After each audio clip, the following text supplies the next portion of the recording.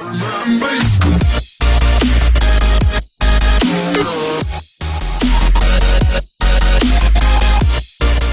2011, I was hired, straight out of college, to work at the White House and eventually the National Security Council. My job there was to promote and protect the best of what my country stands for.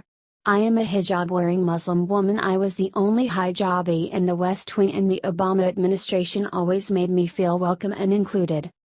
Like most of my fellow American Muslims, I spent much of 2016 watching with consternation as Donald Trump vilified our community.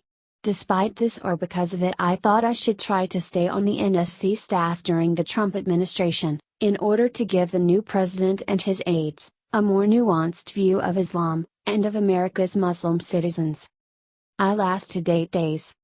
When Trump issued a ban on travelers from 7 Muslim-majority countries and all Syrian refugees, I knew I could no longer stay and work for an administration that saw me and people like me not as fellow citizens, but as a threat.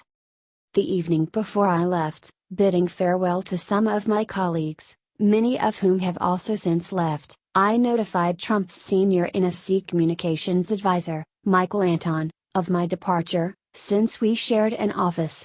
His initial surprise, asking whether I was leaving government entirely, was followed by silence almost in caution, not asking why.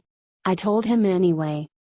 I told him I had to leave because it was an insult walking into this country's most historic building every day under an administration that is working against and vilifying everything I stand for as an American and as a Muslim. I told him that the administration was attacking the basic tenets of democracy. I told him that I hoped that they and those in Congress were prepared to take responsibility for all the consequences that would attend their decisions. He looked at me and said nothing. It was only later that I learned he authored an essay under a pseudonym, extolling the virtues of authoritarianism and attacking diversity as a weakness, and Islam as incompatible with the modern West. My whole life and everything I have learned proves that facile statement wrong.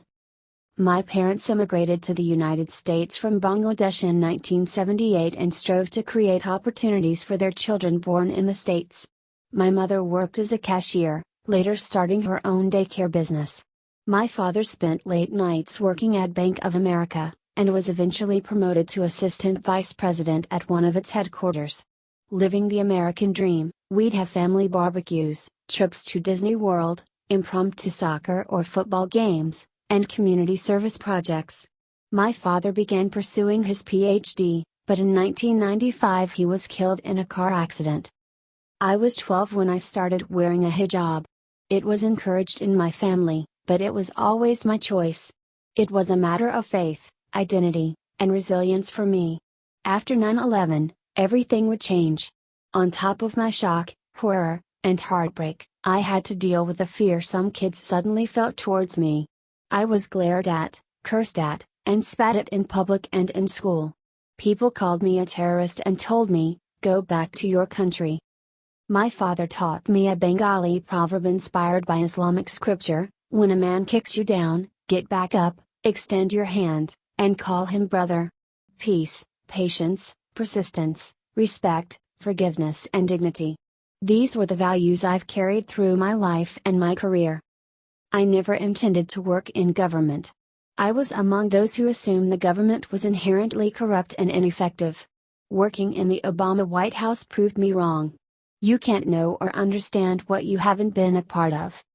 Still, inspired by President Obama, I joined the White House in 2011, after graduating from the George Washington University.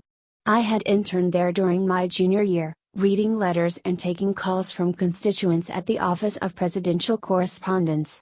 It felt surreal. Here I was, a 22-year-old American Muslim American woman from Maryland who had been mocked and called names for covering my hair, working for the President of the United States.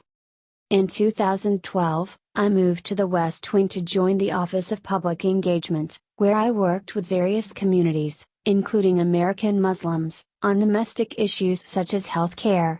In early 2014, Deputy National Security Advisor Ben Rhodes offered me a position on the National Security Council, NSC.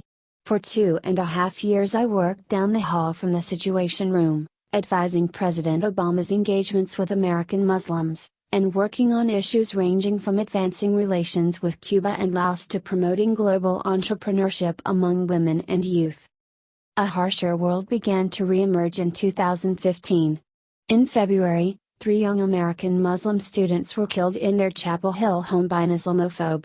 Both the media and administration were slow to address the attack, as if the dead had to be vetted before they could be mourned. It was emotionally devastating.